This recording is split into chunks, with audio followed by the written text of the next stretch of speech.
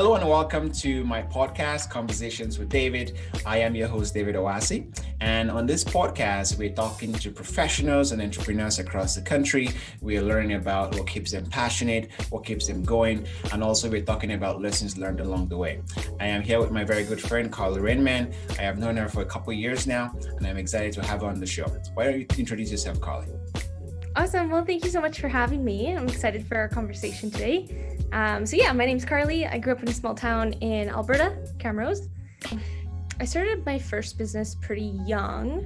After high school, I went to Augustana University for a year, and that's kind of when I fell into this painting world. I just saw this sign on the bathroom wall, and I was like, I need to see what this is all about.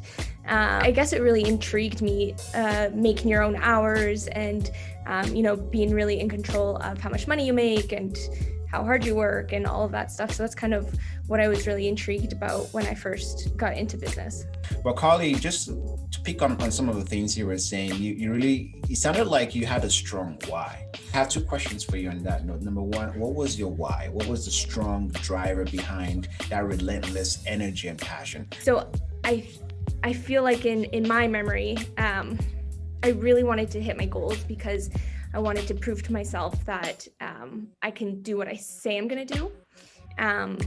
One of my big whys, I grew up, I was raised by a single mom for like a part of my life where we had to move into my grandma's house.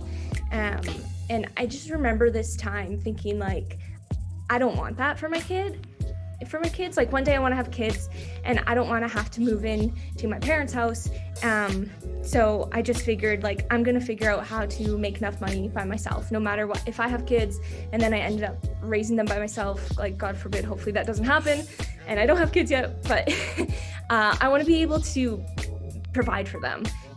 So that was a really strong why for me, is figuring out how to do these business skills, how to make this money, so that if I'm ever in a situation where I can't support my kids, I know I can go back and lean on these skills and figure it out. Any last words of wisdom or advice or perspectives or thoughts for our listeners before I let you go? The only thing that I would like to add related to the pandemic and to business, there was a lot of times throughout the year where I was like, this isn't fair and I'm so mad and like, how can this happen to my business? It's okay. That's a very reasonable response. It's okay to think that way, but you can't get stuck there. I actually have a really great sweater that says, don't get stuck, like all over it. I love the sweater because you can't get stuck in this victim mentality. Sure, my business is closed. Sure, now that it's open, my classes are reduced to less than half in capacity and it sucks. But having this victim mentality doesn't change the situation. What changes the situation is saying, what can I do now? And I think that's really key for anyone anyone living with the pandemic. Yeah, it sucks, but what can you do now to make it better?